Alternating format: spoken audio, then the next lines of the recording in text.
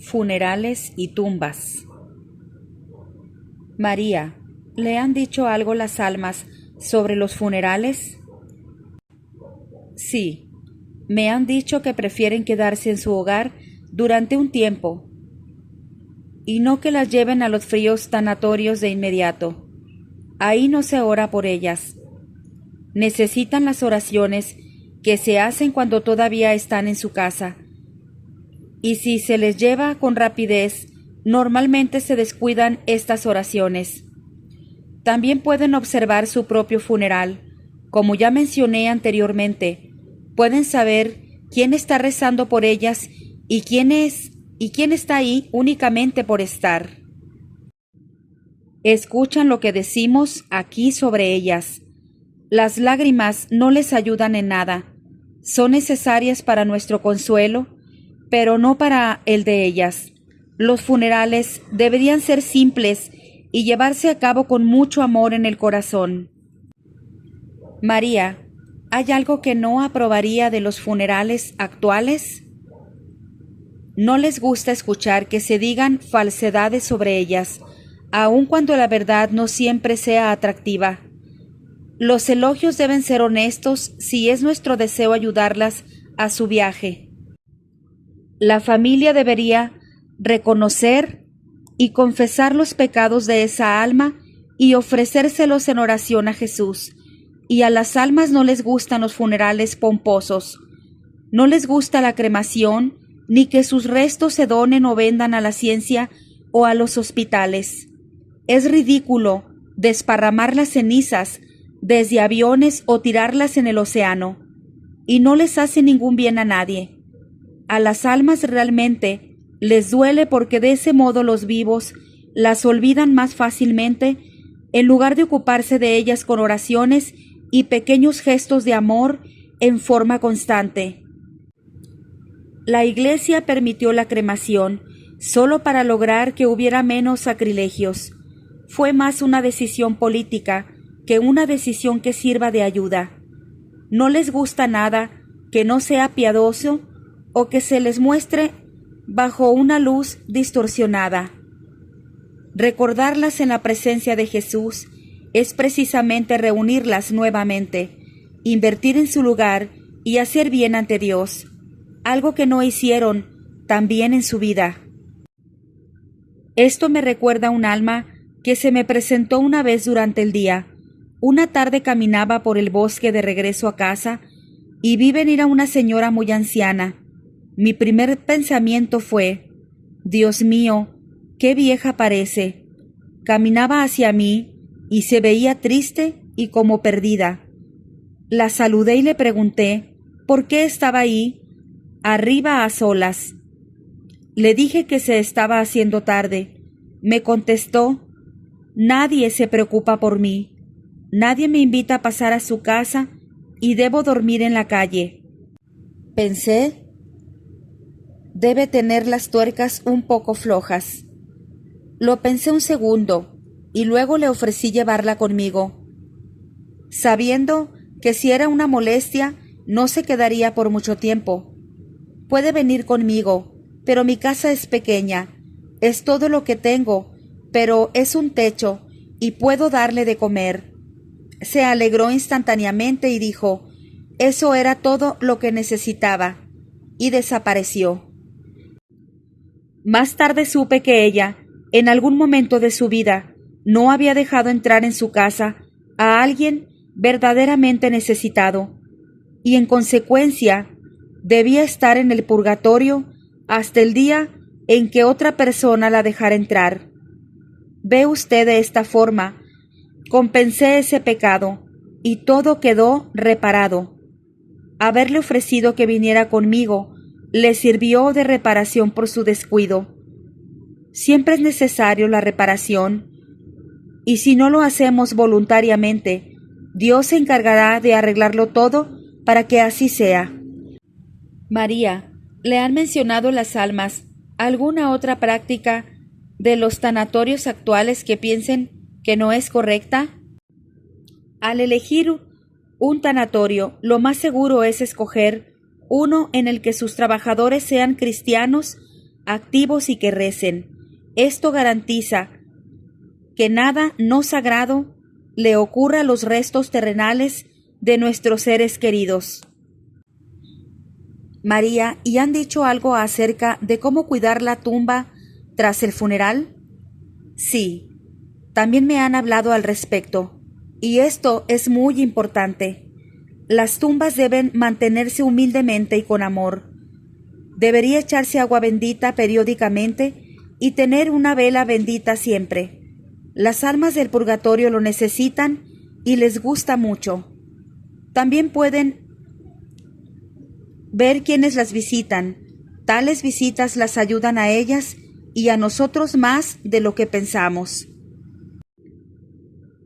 Hoy en día existen algunos comentarios donde, por comodidad, la placa conmemorativa se encuentra a ras de suelo para las cortadoras del césped. Pueden pasar fácilmente por encima. Esto es pereza y falta de amor por parte de los familiares, y esas almas deberán sufrir más tiempo que si la familia se ocupara ella misma de cuidar el lugar donde descansa. Todo pequeño gesto las ayuda y ellas, a cambio, nos ayudan a nosotros, porque luego intervendrán cuando necesitemos protección o ayuda. Hasta un gesto pequeño, como limpiar las ventanas por amor a ellas, les hace tanto bien. ¿Y dónde podemos dar las tumbas? Pienso que deberíamos hacerlo durante 3 generaciones por lo menos. Digo esto porque la Biblia dice que los pecados de los padres los expiamos durante 3 o 4 generaciones. Por eso, nuestras oraciones deberían trascender las generaciones y no dirigirlas siempre a los que conocimos personalmente. Es muy bueno enseñar a los niños a tener interés en sus abuelos y tatarabuelos. Esto hace bien, tanto bien a todos. Les muestra un camino y una unidad. Creo que desorienta mucho el hecho de que en esta sociedad moderna muchas familias se preocupen únicamente por la búsqueda de más dinero, mejores oportunidades o una casa más grande. ¿Hasta qué punto sabemos que todos, en algún momento, deberemos volver al hogar? Satanás divide a las familias en todas direcciones, dentro de la misma generación y en las intermedias. El matrimonio, la familia y los hijos. María, en un matrimonio donde la mujer sufre mucho a manos de su marido, o viceversa, ¿está bien que uno deje al otro? Puede hacerlo, pero ciertamente es mejor que no lo hagan. Deben ofrecérselo todo a Dios.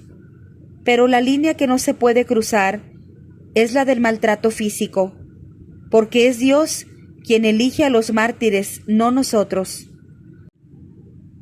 María, desde una dimensión espiritual, ¿qué beneficios pueden obtener los que se casan por la iglesia o una pareja que ni siquiera se casa?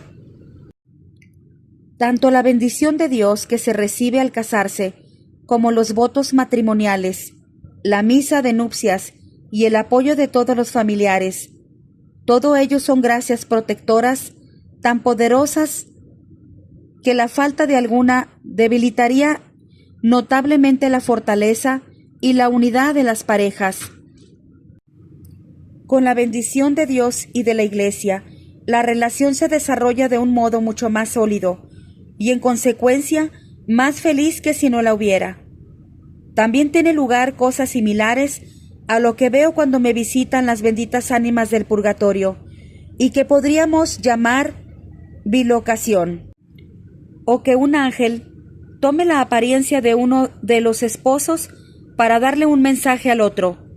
Él o ella verán o escucharán al otro y así recibirán palabras de protección o ayuda. Esto sucede con frecuencia y debe verse como un don maravilloso de Dios a una pareja santa.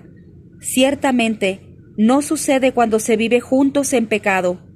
En esos casos, la protección espiritual que tiene es mucho menor. Yo les aconsejaría a esas personas que se alejen del pecado cuanto antes y regresen a la protección de Dios. También es común que un cónyuge fallecido se acerque para acompañar al que aún vive en el momento de la muerte. Qué gran felicidad será para ambos. El amor verdadero, generoso y bendito, nunca, nunca muere. Sin embargo, esto sucede únicamente cuando Dios ha bendecido ese matrimonio y siempre está cerca de ellos en la oración y en sus actos de amor generoso. María, ¿qué han dicho las almas del purgatorio sobre el divorcio? Han dicho que es uno de los mayores pecados contra Dios. Es algo que hace daño a todos y, por supuesto, sobre todo a los inocentes. Es nada más y nada menos que un asesinato espiritual, emocional y mental, cometido contra el mayor don que Dios nos ha dado, la capacidad de participar en la creación de la vida y de sus frutos, nuestros hijos. Ningún hijo de una familia divorciada crecerá tan plenamente como Dios lo había planeado. En este siglo, millones de veces más que antes, Satanás irrumpe dentro de las familias y dentro de los vientres de las mujeres, corrompiendo y destruyendo en pedazos los lazos sagrados que mantienen a las familias dentro del plan de Dios, corrompiendo y destruyendo en pedazos a los niños que Dios les ha dado. Para reparar por estos dos pecados, es lo que las almas del purgatorio anuncian que llegará pronto y que causará una gran conmoción. Y en países como los Estados Unidos, donde más del 50% de los matrimonios se rompen, Dios pronto hará algo para que esto cambie rápidamente. Se pondrá del lado de los humildes, de los inocentes, de quienes rezan y aman, y castigarán al resto por sus interminables ofensas contra el amor. Las empresas, las organizaciones, los abogados, las iglesias, los médicos y psicólogos que mienten, confunden, conspiran, se enriquecen y de este modo distorsionan la verdad con todo el fin de continuar con la más terrible de las guerras. Pronto experimentarán la cólera de Dios como nunca antes se ha conocido. Dios, ten piedad de aquellos que saben lo que están haciendo, y nosotros tenemos el deber de informar a los que no lo saben qué es lo que están haciendo. María, ¿le han dicho algo a las benditas ánimas del purgatorio sobre los procesos de nulidad de los matrimonios? Sí, me han dicho que la Iglesia está otorgando demasiadas anulaciones. Son temas que deben examinarse en profundidad. Me temo que sea verdad, hasta cierto punto, que aquellos con buenas conexiones y con dinero tienen un mayor acceso a las anulaciones y difícilmente esto puede ser voluntad de Dios. Por supuesto que hay casos en los que se da la ocasión, o hay limitaciones emocionales u otras situaciones que invalidan realmente el matrimonio desde su inicio, pero son cuestiones serias que deben tratarse con mucho amor, pero también rigurosamente. María, ¿qué más podría comunicar las benditas ánimas del purgatorio a sus familias? Pueden pedirle a un miembro de su familia que haga algo bueno que ella, durante su vida, no hizo o hizo mal. Y si siguen sus indicaciones, sus familiares le ayudarán a continuar su camino al cielo. Pueden advertirles para que eviten esto o aquello. Protegen a sus familias, las guían y les transmiten amor y seguridad de muchas maneras distintas. María, ¿hay algo que las benditas ánimas del purgatorio no mencionaran nunca a sus familiares? No dirán ni harán nada negativo, ni nada que suponga una crítica o un juicio de valor.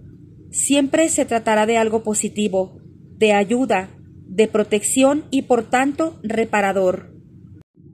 María, hay familias a las que las visten sus parientes difuntos, condenados en el infierno, pero sin que la familia sea atacada o acosada por ellos. Sí, las hay, pero estas almas no piden nada por ellas porque se encuentran fuera de toda ayuda o de toda gracia. En estos casos solamente les recuerdan a sus familiares su propia condición y la existencia del infierno. María, ¿le han dicho algo las benditas almas del purgatorio sobre el movimiento feminista? No, no en estos términos, excepto que ninguna mujer debería estar alrededor del altar. En la sociedad actual, es bueno que compitan con los hombres en condiciones de igualdad, que tengan sus propias carreras, pero siempre y cuando la familia no quede ignorada y relajada. También en este tema, tanto las mujeres como los hombres cometen muchos pecados graves en la actualidad. Cuando se descuida a los hijos o al marido o a la mujer, se deberá sufrir mucho por ello luego. Definitivamente, este es uno de los pecados más serios y que divide mucho.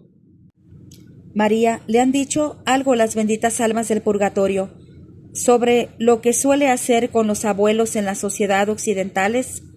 Me refiero a no tenerlos en casa y llevarlos a residencias de ancianos, donde con frecuencia se les trata como un número más, o peor aún, donde en algunos lugares los drogan para que queden inconscientes y mueran pronto.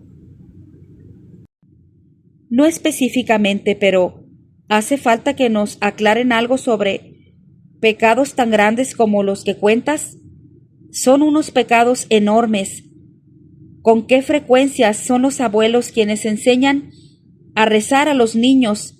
¿Y en cuántas familias son los abuelos quienes unen a las diversas generaciones, debido a que están ahí para compartir la sabiduría, adquirirla a lo largo de tantos años de experiencia? Echarlos de casa solo puede ser una obra de Satanás. María, ¿cree que es un pecado que una madre no amamante a su hijo o que no lo abrace? Sí, se encuentra físicamente en condiciones de amar y prefiere no hacerlo por algún motivo egoísta, sí lo es. Y cuando no se abraza a los hijos, estos quedan paralizados emocionalmente al crecer. Por lo tanto, por supuesto que también es un pecado. ¿Qué es mejor, ser pobre con muchos hijos o rico con solamente uno o dos hijos? No deberíamos interferir en los planes de Dios con respecto a los hijos. Y Él siempre enviará muchos a quienes enfrenten dentro de sus planes. Conozco a mucha más gente plenamente feliz entre los pobres que entre los ricos, y conozco muchos casos de los dos tipos. Además, los ricos están más lastrados con los efectos de los pecados de sus ancestros. Viene a mí en busca de ayuda, por este motivo más gente adinerada que pobre, y esto no se debe a que los pobres no tengan posibilidad de venir, pues también lo hacen. María, sin embargo, casi todos los gobiernos de todo el mundo, como se demostró en las reuniones sobre población del Cairo, hablan de temible amenaza de la superpoblación. ¿Qué dice al respecto? Son tonterías equivocadas, fruto del egoísmo y montadas en su totalidad por los mismos bancos. De los 6.000 millones de habitantes de la Tierra en la actualidad, aproximadamente alrededor de un tercio de este se está muriendo de hambre. Pero eso se debe únicamente a la avaricia de unos pocos. Existen estadísticas que prueban que el mundo podría alimentarse a 50.000 millones de personas o más si se distribuyeran con justicia la energía y la comida. La avaricia de Occidente es algo que disgusta mucho a Dios, y estoy segura de que Él hará algo al respecto. ¿De quién son los niños que consumen 90 veces más que los niños de la India? ¿Y quiénes son los que se preocupan tanto por la superpoblación? La respuesta a estas dos preguntas es la misma: Occidente y sus bancos. La avaricia y un temor infundado a la pobreza hacen que mucha gente crea falsedades tan grandes y que las difundan y actúen en esa línea. María, ¿a qué edad debería poder dejar una madre a su hijo durante un periodo largo de tiempo a alguien que no sea de la familia? Esto depende, por supuesto, de las circunstancias exactas de cada familia, pero como norma general, es un pecado hacerlo antes de los 4 años. Las heridas que se reciben antes de esta edad son las más difíciles de curar porque se encuentran en lo más profundo del subconsciente. María, ¿le han dicho algo las almas sobre el castigo físico a los hijos? Sí, lo han hecho, y por este asunto me atacó la revista alemana Der Spiegel hace un par de años. Ellos me decían que ya no estaba a favor de pegar a los niños. Mentira. Las benditas ánimas del purgatorio han dicho que un cachete puede ser necesario con los hijos muy testarudos y desobedientes. Una pequeña bofetada no es perjudicial y el niño lo olvidará rápidamente. Pero lo que sí recordará durante largo tiempo, porque queda archivado en su subconsciente, es la consecuencia que conlleva a ser testarudo. Por supuesto, esto debe hacerse con moderación. Pero si uno no lo hace y espera a que el hijo sea mayor, ya será demasiado tarde y los padres sufrirán por culpa de sus hijos. Sin embargo, cuando un hijo mayor tiene en su subconsciente la memoria de la cachetada que le dieron cuando tenía solo 2, 3 o 4 años, una sola mirada del padre bastará para que actúe correctamente.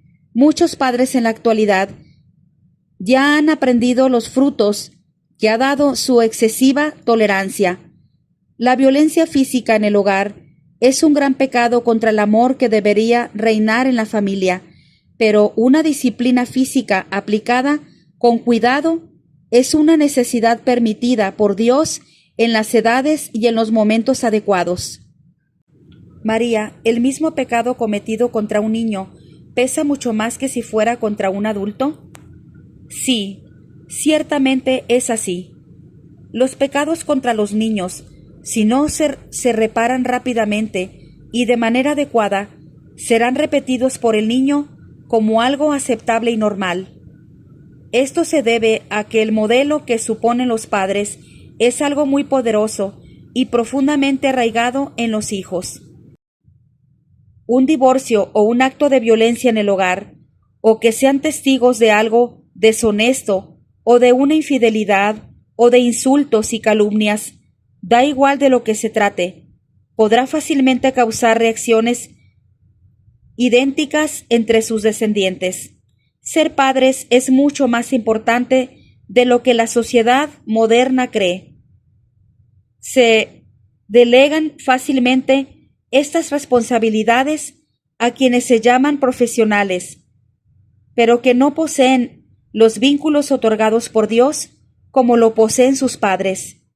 Y estos profesionales cometen errores como lo hacen todos los seres humanos.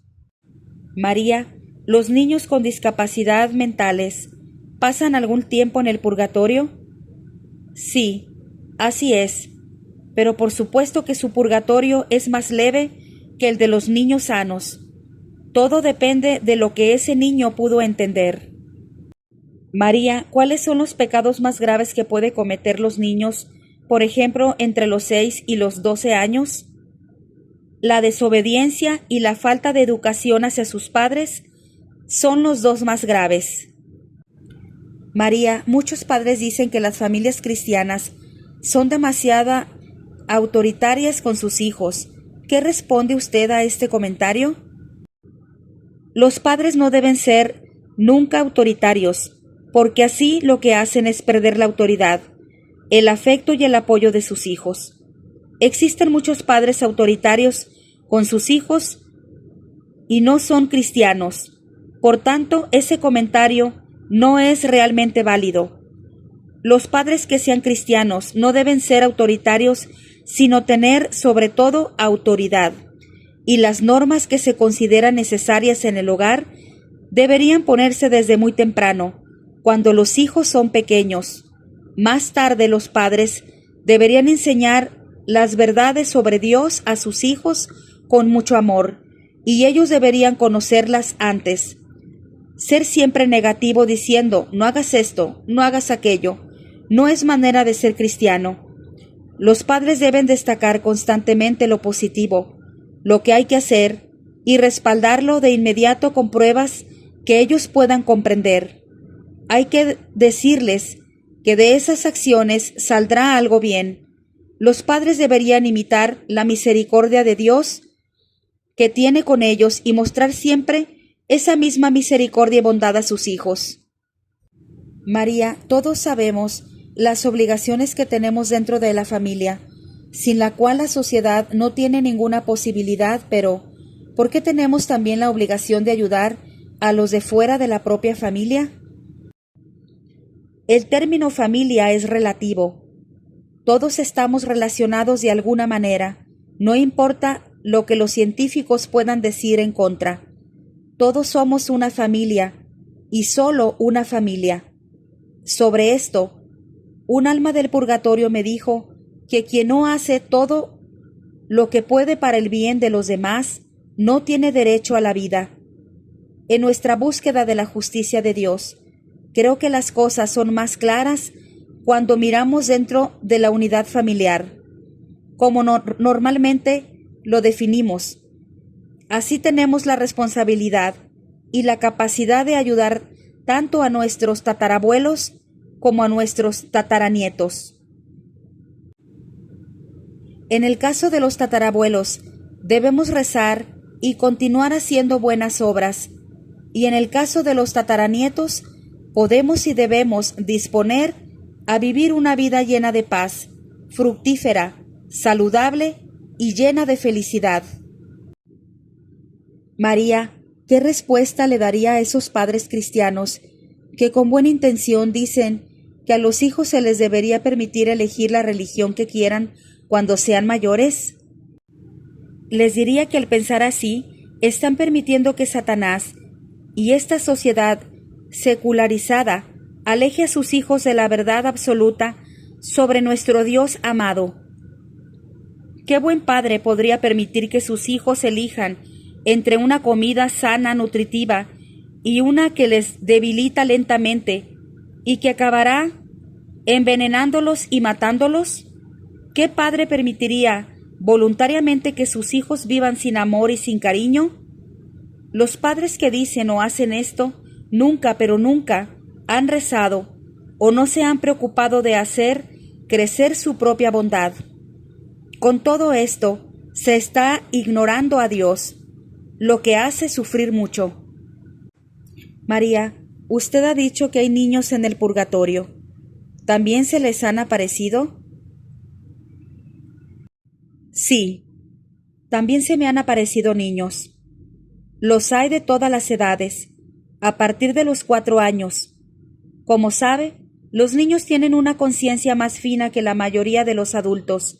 Tan pronto como conocen la diferencia entre el bien y el mal, asumen su responsabilidad. Generalmente se enseña que la línea se encuentra en la edad de la razón. Están equivocados. En realidad es la edad de la conciencia. Es muy importante, por ejemplo, que si un niño está muy enfermo y en probable peligro de muerte y solicita a un sacerdote para confesarse, respetar su solicitud y llevarlo a cabo. Sé que no suele ser así, y es un serio error de los adultos responsables de ese niño. Conocí a un niño de 4 años y medio que insistía en confesarse de un pecado, y tenía muy claro el mal que había cometido. María, me parece que usted tiene un especial amor y cariño por los niños, Digo esto porque he oído que da clase a los niños pequeños aquí en su pueblo. Sí, tengo muchos niños alrededor desde hace mucho tiempo. Les enseño el catecismo. María, ¿qué más han dicho las benditas almas del purgatorio sobre lo que debe haber y no debe haber en las escuelas? Han dicho que no debería impartirse educación sexual en las escuelas. Son los padres los que deberían tratar estos temas con sus hijos una vez que comienzan a hacer preguntas. Es algo que debería quedar bajo el criterio y el cuidado de los padres, porque los hijos aprenden el verdadero amor, el que permanece solo de sus padres. Hoy en día se ha delegado demasiado en manos de diversos orgánicos públicos, a quienes no les corresponde enseñar cuestiones espirituales en las que el amor y el sexo son facetas importantes. Los profesores no congruentes deben mantenerse al margen de la santidad de la unidad familiar. En este asunto, la televisión hace mucho daño hoy en día. Muestran el amor como algo simple, como un producto para consumir y deshacer. Esto es una gran distorsión, por tanto un pecado grave contra el verdadero amor y contra Dios mismo. María, ¿se le han aparecido almas que practicaron desviaciones sexuales? Sí, y deben sufrir mucho en el purgatorio. María, ¿qué deberían hacer los padres para formar la conciencia de sus hijos? Un buen ejemplo es lo más importante. Luego rezar mucho por ellos y con ellos. Bendecirlos a menudo, eso vale mucho. Y luego darles una buena educación. Lo más importante es lo que reciben antes de ir al colegio. Jesús nos dijo que dejemos que se acerquen los niños a Él y que no lo impidamos. María, usted dice que la han visto algunos niños del purgatorio. ¿Podría contarme acerca de uno o dos de estos casos? Una niña de 11 años se presentó una vez y me dijo que había apagado una vela en un cementerio y que se había llevado un poco de cera para jugar. Ella sabía que no debía haber hecho eso, y por lo tanto estuvo en el purgatorio durante un tiempo. Me pidió que encendiera 2 velas benditas y que soportara lo que fuera necesario para su liberación. Otra vez una niña, mucho más pequeña, vino a mí porque en Navidad le habían regalado a ella y a su hermana melliza una muñeca con carrito a cada una, y su madre les había dicho que las cuidaran mucho. A esta niña en concreto se le había roto la suya, y para que no la pillaran, cambió en secreto su muñeca con la de su hermana, que estaba bien. Esto es lo que tenía que reparar en el purgatorio. Pero por supuesto, yo recé y la ayudé en su camino. Otro caso, pero aquí hay más mensaje que simplemente que los niños van también al purgatorio. Había 2 familias que vivían una justo al lado de la otra. Una tenía dinero, la otra relativamente era pobre. Un día la niña pequeña de la familia adinerada le dijo a su padre que quería regalar toda su ropa y todos sus preciosos juguetes a la vecina pobre. Su madre obviamente se sorprendió y le preguntó por qué quería hacer tal cosa. La respuesta de su hija fue que de esa forma podría ir siempre ahí a jugar con la otra pequeña. Su madre respondió que la otra niña también podía venir a su casa a jugar. No, insistió. Debo hacerlo, lo haré. Los padres hicieron todo lo posible para que cambiara de opinión, pero no tuvieron ningún éxito. Fácilmente le dijeron: «Está bien, ve y hazlo, pero no esperes que volvamos a comprarte otra vez toda la ropa y los juguetes». La niña dijo: «Bueno, no hay problema», y entregó a su vecina sus juguetes y su ropa. 2 días después, la niña salió corriendo por la puerta de casa sin mirar y murió atropellada por un automóvil. Sus padres, que estaban sufriendo terriblemente, vinieron a mí para preguntarme por qué había sucedido eso. Accedí a preguntarle a las benditas ánimas del purgatorio al respecto y pronto me llegó la respuesta. Fue la siguiente: el sufrimiento por la muerte de su hija les ha garantizado que uno de sus hijos no acabaría definitivamente perdido. Por tanto, la muerte de la niña fue una reparación por adelantado por algo que Dios había visto que sucedería. Dios es un Dios que nos ama mucho, y ahora ambos niños, y no solo uno de ellos, estarán pronto con Él. María, con respecto a la niña que robó la acera del cementerio, he notado que le pidió que usted encendiera 2 velas benditas por la que había apagado. ¿Esto es un ejemplo de lo que se entiende por reparación extra? Sí, exactamente. María anteriormente dijo que los niños están más cerca de Dios, y esto se debe a su inocencia. ¿Sucede también que los niños reciben gracias especiales por su buen comportamiento provocado por el ejemplo de sus padres? Sí, y muy a menudo. Sé de niños que querían ir a misa todos los días y de niños a quienes les gustaba por decisión propia escuchar historias de la Biblia. Son gracias espirituales.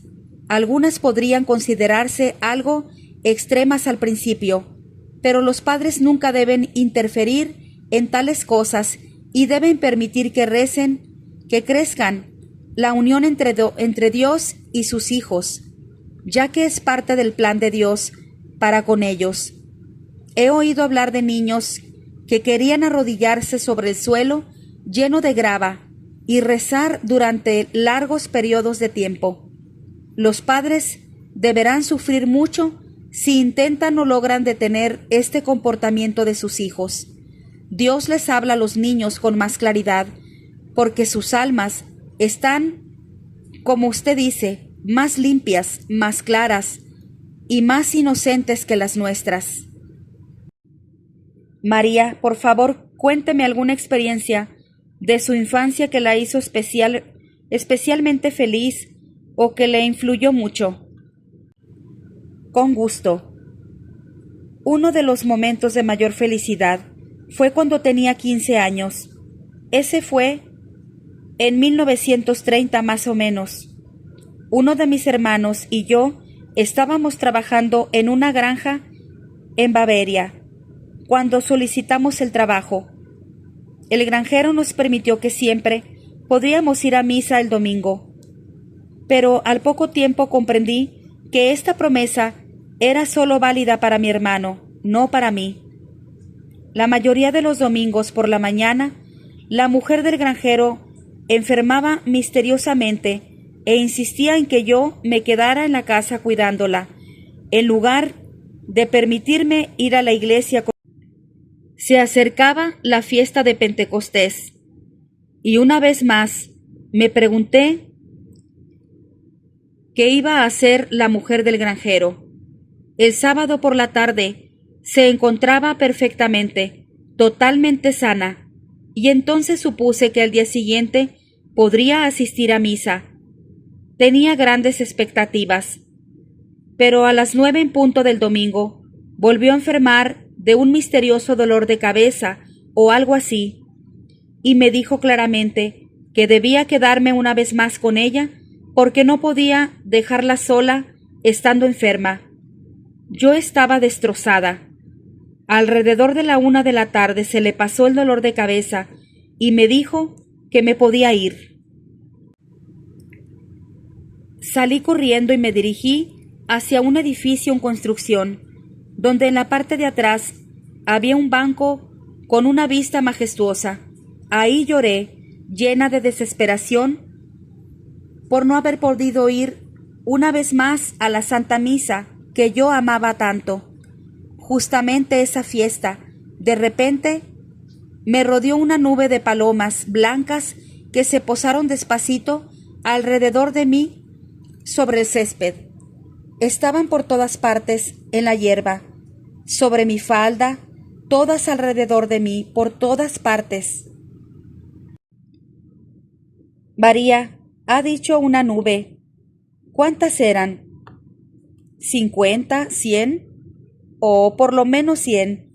Al ver semejante belleza, no las conté, pero estaban realmente por todas partes, y se quedaron al menos una hora. Mis lágrimas se convirtieron en lágrimas de alegría, y estaba envuelta en tal felicidad que desapareció toda mi angustia. Luego se fueron. Se lo conté a mi hermano, pero a nadie más. A lo largo de las siguientes semanas, mi hermano indagó entre los granjeros vecinos si había palomas o pichones blancos en esa zona, y la respuesta fue siempre la misma: no había ni palomas ni pichones. No creo que ninguna otra experiencia de mi infancia me haya tocado tan profundamente como esta. Fue pura belleza. María, vaya. Veo que efectivamente le dejó una marca profunda. Pero permítame continuar. ¿Es cierto que muchas de las apariciones oficiales han sido a niños? Sí, así es. Los niños están muy abiertos a la existencia de Dios y de todo su reino. Su inocencia, su humildad natural, su dependencia, su sensibilidad y su confianza les permite experimentar las cosas de una manera muy distinta y más refinada que los adultos. Debemos proteger esa pureza y permitirles ser niños durante todo el tiempo que sea posible. Cuando el mundo actual los introduce demasiado temprano en esta sociedad grosera, arrogante y religiosa, pierden gran parte de su belleza y no la recuperan nunca jamás. Conozco a muchos niños que, de hecho, han visto ángeles, y yo no dudo de ellos ni un minuto. Dios regala tanto a los pequeños entre nosotros. Ese es justamente el motivo por el cual nuestra Madre de Medjugorje comienza todos sus mensajes con un querido niños. Ella quiere que seamos pequeños de corazón, para que Dios pueda darnos más gracias y más dones.